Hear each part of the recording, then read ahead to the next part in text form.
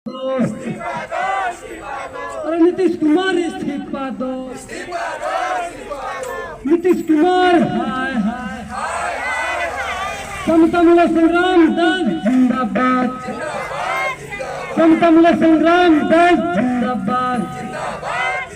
अरे जो हमसे टकराएगा, अरे जो हमसे टकराएगा,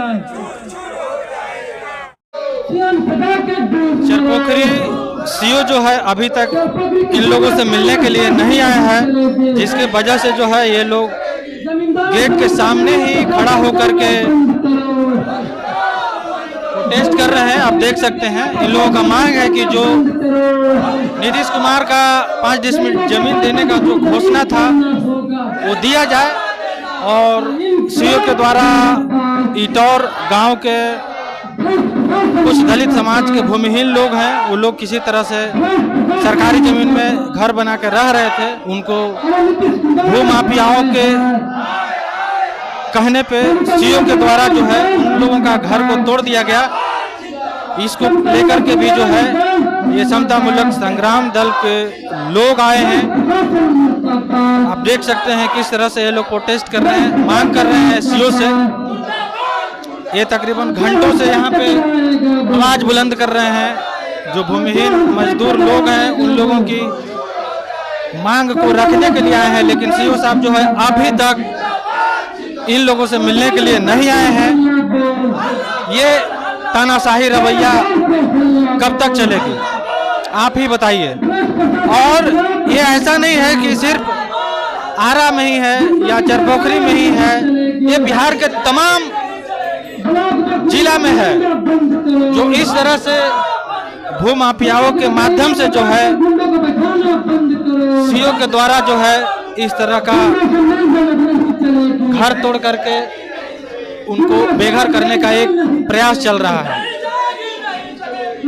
आपका ऑफिस है, और हालांकि अभी 10 मिनट पहले ही सीओ साहब आए थे, लेकिन यहाँ पे मौजूद नहीं। आप देख सकते हैं ये चेयर खाली है।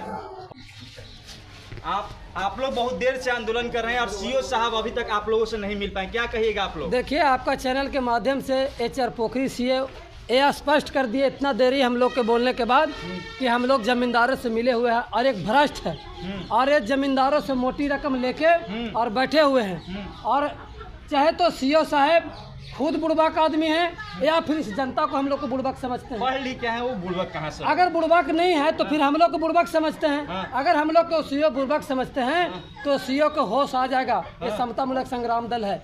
ये सोच रहे होंगे कि ये थोड़ा भीड़ है, इनसे लॉ एंड ऑर्डर का कोई फर्क नहीं पड़ने वाला है। तो आज हम लोग सांकेतिक धरना से सीओ साहब को हम लोग बताने आए थे कि आप नहीं जागिएगा तो इसका बुरा परिणाम होगा, इसलिए कि आप चोर। कौन से बुरे परिणाम की आप बात बुरा परिणाम ये होगा कि सीओ को यहाँ से इस्तीफा देकर भागना पड़ेगा।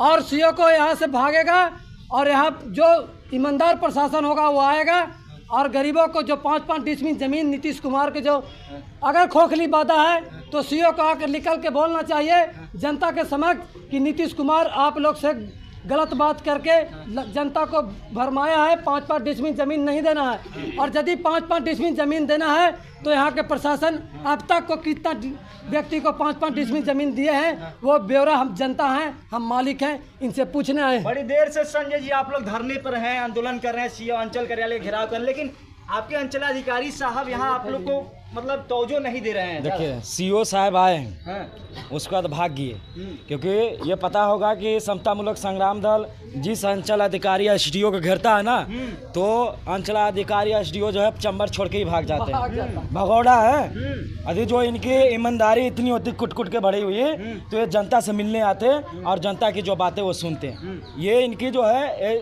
जो सुप्रीम कोर्ट का आदेश था कि यदि जो कोई व्यक्ति अपनी समस्या को लेकर के आपकी दरवाजा पे आता है, यदि जो नहीं आता तो उसको सुनने जाना है, और हम इनके दरवाजा पे आए हुए पूरे जनता के साथ। तो ये बताइए सीओ साहब 1-2 घंटा से खड़े हुए हैं तो ये मिलने नहीं आ रहे, क्यों? क्योंकि हम लोग दलित हैं, इसके कारण ये नहीं आ रहे हैं। सीओ साहब भी तो दलित हैं। दलित रहते तो दलित के ऊपर बुलडोजर चलता। SC/ST समाज है, SC समाज है। SC/ST नहीं हो, ये देखिए पदाधिकारियों को कोई जाति नहीं होता, समझ गए ना। अगर जो सीओ साहब दलित होते ना तो एक दलित को घर के ऊपर बुलडोजर चलाने से पहले सरकार से मांग करती कि उसकी व्यवस्था किया जाए। ये तो बिल्कुल फॉरवर्ड माइंड के हैं, मनुवादी माइंड के हैं, भ्रष्टाचार हैं। क्या कीजिएगा आगे? अगला कदम यही है कि जब तक के मांग पत्र हमारी नहीं लिया जाएगा और हमारी मांगों को सुना नहीं जाएगा, जब तक हम लोग हटने वाले नहीं हैं। और इनको लग रहा होगा ना कि इतनी को भीड़ है तो समतामूलक संग्राम दल अकेले भी 1000 पे भारी है जी। सवाल ये है कि मांग पत्र लेगा कौन? सीओ साहब तो फरार हो गए, उनके जगह पे अभी कोई है नहीं। सीओ को लाना पड़ेगा, यहाँ नहीं आएगा तो कोर्ट में घसीटेंगे, क्योंकि हमने लिखित पत्र देकर यहाँ आए आंदोलन करने के लिए। लिखित पत्र दे चुके हैं? बिल्कुल दे चुके हैं। कहीं आपके डर से तो सीओ साहब बिल्कुल डरते हैं, बिल्कुल चोर हैं, भगोड़ा हैं ये लोग। नीतीश कुमार के जितने भी पदाधिकारी हैं सब भगोड़ा हैं और भागते इसलिए, नकराते इसलिए हैं कि वो गलत काम कर रहे हैं। अगर जो सही काम करते तो भागते नहीं। या तो आप गलत हैं या तो आप संवैधानिक दायरे में आंदोलन नहीं कर रहे हैं या सीओ साहब गलत हुए हैं। भाई संवैधानिक दायरे में आंदोलन नहीं कर रहे तो देख लीजिए ना कहाँ तोड़फोड़ हो रही है, कहाँ हिंसा की बातें हो रही है। ये तो बिल्कुल संवैधानिक तरीके से हमने बोले आंदोलन कर रहे हैं। हम लोग तो बाबा साहब के वंशज है ना, हमारी खून ने कभी सिखाई नहीं हिंसा करना, तो हम हिंसा की बात कैसे करेंगे? वो तो मनुवादियों की विचारधारा में, हम अम्बेडकरवादियों की नहीं। तो फिर आप कैसे कह सकते हैं कि हम संविधानिक के दायरे में नहीं आकर आंदोलन कर रहे हैं? हम तो संविधान के दायरे में आकर के और संविधान को पाठ पढ़ाने उसके आए हैं कि आर्टिकल 21 कहता क्या है इन भ्रष्ट पदाधिकारियों को। कब तक खड़े रहिएगा? ये जब तक नहीं